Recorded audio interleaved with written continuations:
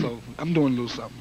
It's real cool, and like we saying, my man's a DJ, that's his core, like one-man show. So Kid Capri, give us a little demonstration how you do that. By all means necessary, it's the Kid Capri, and as we put it on a little something like this for the Uptown crew.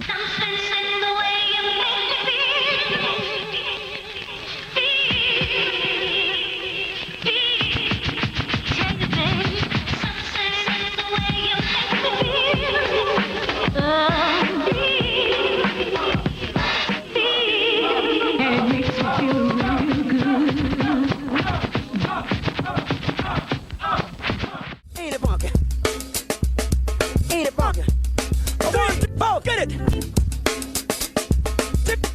2, 3, 4, get it! 1, 2, 3, 4, get it! I wanna walk the floor. 1, 2, 3, 4, get it! 1, 2, 3, 4, get it! 1, 2, 3, 4, get it! 1, 2, 3, 4, get it! 2, 3, 4, get it! 2, 3, 4, get it! 3, 4, get it! 3, 4, get it! Oh, get it! Some people are born into greatness. Others build it from scratch. Kid Capri, born David Anthony Love Jr., moved from Brooklyn to the Bronx, right into the birthplace of hip-hop. The Bronx was alive with music, and young Kid Capri soaked it all in. At just 8, while other kids played outside, he was glued to the stereo, obsessed with the art of DJing. He watched local DJs blend records, learning how to move a crowd. His first turntables were his dad's stereo. Humble beginnings, but he made it work. Hours spent experimenting in his room laid the foundation for his future. The Bronx was his classroom, and hip-hop was the lesson. Surrounded by pioneers, he learned from the best. His neighbors, his friends.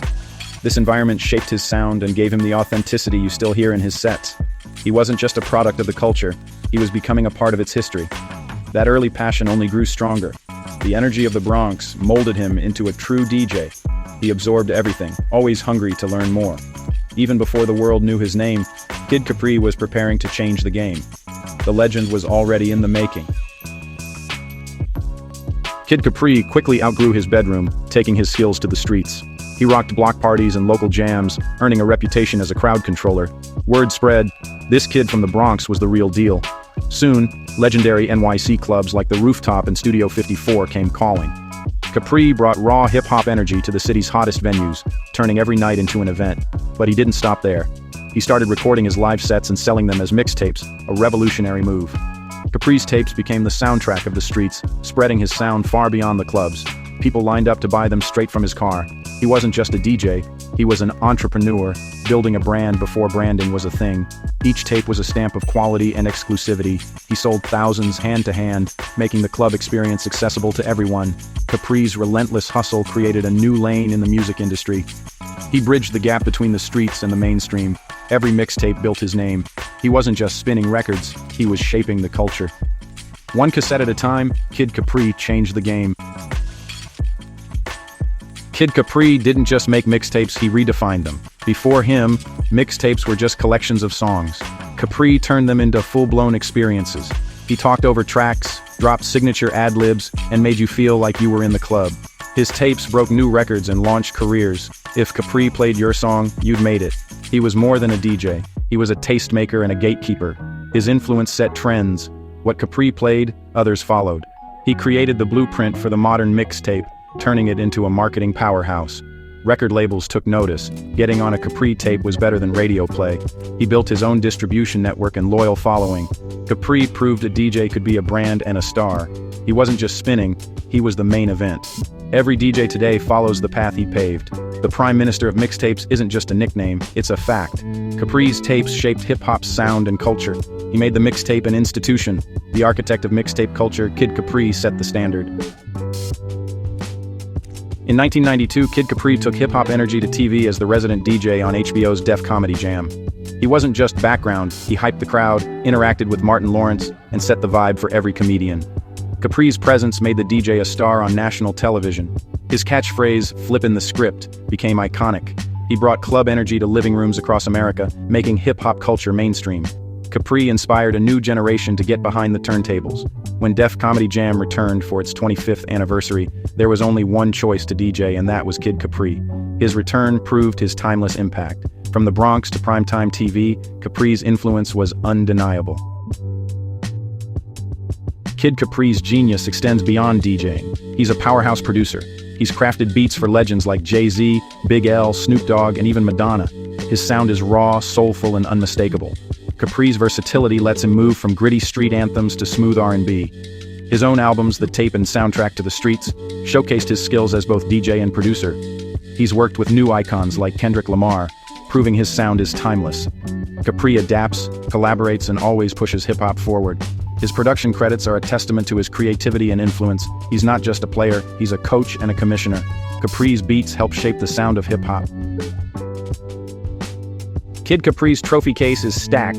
He's a multiple Global Spin Award winner and a Bronx Walk of Fame inductee. As a judge on BET's Master of the Mix, he mentored the next generation of DJs. His peers recognize him as a turntable legend and mixtape icon. Capri's name is immortalized on Bronx streets, inspiring local kids to dream big. He headlines major festivals and award shows, always commanding the stage. Every appearance is a reminder of his elite status. Capri's accolades aren't just about the past. They celebrate his ongoing impact. He's a living legend, still rocking crowds worldwide. Kid Capri's legacy is cemented in hip-hop history. Kid Capri's story is hip-hop's story, rising from the Bronx to global icon. He transformed mixtapes, brought DJs to the spotlight, and produced classics for legends. Capri's influence is everywhere.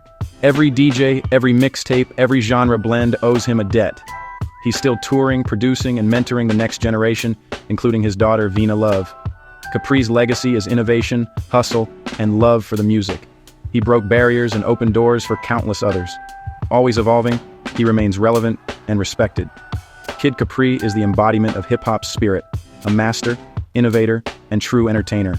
From block parties to world stages, he's always stayed true to the culture. The Prime Minister, the Guru. Kid Capri is, and always will be, hip-hop royalty.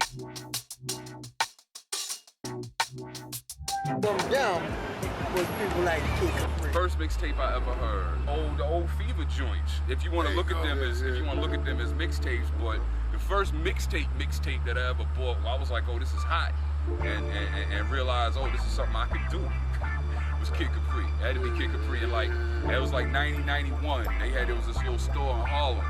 Like, it was on like 126th Street or something. It was like it might even been 125th Street, I can't remember, but it was a little bodega that had mad Kid Capri tapes up in there. That's the first mixtape I ever bought. And to this day, it's still one of the illest ones I ever heard. In Star Chat, when we made the tapes, and cats like Alpo and Rich Porter and AZ and all these cats would come and say, kid, yo, let me get that tape. Nah, you can't get this tape. Yo, kid, and we was charging $20. Yo, kid, here's $300. Let me get that tape. Alpo did that 100 times for me. And so, you know, we just give them a tape right there and, you know, just copy them and start selling them. And then I started knowing that we started getting known from just these mixtapes. Like, you know, my name was out there, like, just in the street. So after I stopped playing at Studio 54, I figured, what am I gonna do now? Like, you know, I was doing parties here and there, but it wasn't really like a lot of things. I was jumping off, I was just doing what I do. But yet still, my name was still hot on the tapes. So I said, you know what? I'm gonna go back out and sell my tapes again. What year was this? This was in 89 or 90. Matter of fact, it was 90. So I'm gonna go back out and I'm gonna sell my tapes. But this time, I ain't got no club. I'm gonna sit on the street corner or something. I used to go to Trader Horn and get me 100 blank tapes and sit up all night with 5 or 6 tape decks and copy all the tapes. Like I had different joints, the slow joints, R&B joints, whatever. Right. And I used to copy all the joints. And then the next morning, I'd be dead tired from being up all night, copying tapes. But I had this little suitcase that said Kid Capri mixtapes, $20. Throw all the tapes up in there, label them up, go sit on in front of Rucker. But I had a little radio I used to have with me, and I play the tape, let them hear it, and cats next to me know was buying the tape and giving me a $100 tip. So it was like, after a while, you know, people see me driving, like people be driving by, girls be in the cars, and cats be in the cars, and they driving by, they laughing like, you know, I was doing bad, selling tape. Meanwhile, I was making $2,000 an hour. You know what I'm saying? It got so bad that I used to have to wear a bunch of gold chains on my neck just to let everybody think I was doing good, which I was. So the tapes started getting bigger and bigger. I started noticing that my tapes is all over these cars, and every car that drove by in front of me, I heard my name blasting all over the place. Blasting, blasting, blasting. Then That's hot though, that's hot. Then I heard a Misty Softy truck coming down the street playing my tape. Then on my block, I heard a cop car playing my tape. Then, you know, I started seeing old people with my tape. Then a kid came from when the Gulf War was going on. Kid came off the Gulf War, he said, kid, there was two things that was contraband on the tape. I mean, there was two things that was the most valuable thing on the ship. And that was cigarettes and your tapes. Like I kick a pre-tape was like being fly and shit, you know what I mean? Like, you know what I mean? A nigga go get a pair of Reeboks or Nikes and shit. Like kicking, nigga be fresh, get fresh and, you know, put the kick a pre-tape in his pocket, you know what I'm saying? Like that was a part of a nigga gift. You know, he the first nigga to play Protect Your Neck too. That's my nigga. Yeah, respect that. All right, Free, no doubt. The reason why I don't make mixtapes no more is because they was against the law. Simply because it was against the law, and they were saying I was making millions of dollars off of mixtapes, and I wasn't making millions of dollars off of mixtapes. You know what I'm saying? You can't help people from copying mixtapes and doing what they do with them, but I'm not going to account for what other people do with them. The most renowned DJ in the history of hip-hop. He's a Grammy Award-winning DJ producer who has worked with artists such as Jay-Z, Mary J. Blige, and Usher. Yeah, homie, I'm the original King Macaroni. Before you say my name, you better say it like you know me. Your girl been thinking about me every time she feeling lonely, cause I've been around the world and everybody know me. Well, the way I was raised, I always knew I was going to do something. I always knew it was going to be something that was going to be big for me at some point. I didn't know it was going to be the DJ thing. Well, I'm still doing, you know, the tapes and whatnot, you know, and I'm still doing a lot of parties, a lot of shows and whatnot. I'm #1 on the radio. My grandfather played trumpet for Dizzy Gillespie, Count Basie, and Miles Davis, and a lot of different jazz artists that was hitting at that time. He did a lot of sitting work. And then his son, my father, he made a lot of soul records. And so the music always been around. So at 4 years old, I started playing on drums and knew about beats and grooves and stuff like that. And as a little kid, growing up listening to James Brown, I already knew that hip-hop element was there before I even knew what hip-hop really was.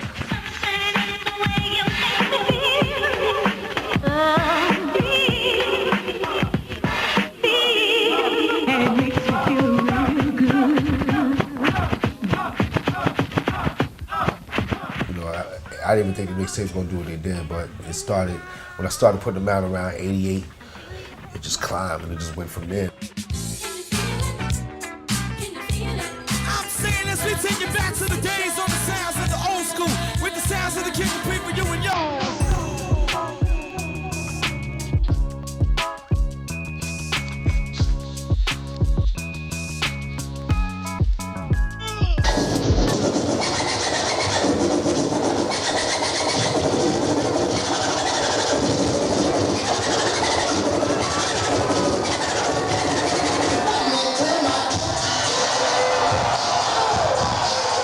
Russell was at the show and he seen how this crowd was going crazy for me. And he had just walked up and said, what do you think about being on a comedy show? And let's give it up to the hottest DJ in the land, King Capri! And at first it didn't make any sense to me, a DJ with a comedy show, but then I thought who was out of question is Russell Simmons, HBO, right. Let's just do it. We ended up doing it and it was the biggest thing on TV, man, and it stayed that way for 16 years.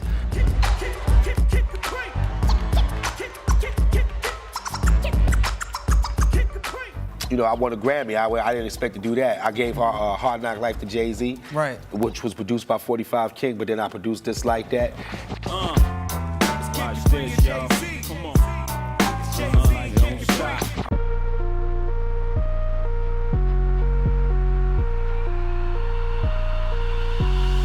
You have to understand that it's not really about you, you're the deliverer. It's about the fans, it's about how they want to feel when they come to see you. How would I want to feel if I see myself when I was in the crowd watching myself, how I would want to, you know, feel. And that's our job, that's what we're here to do.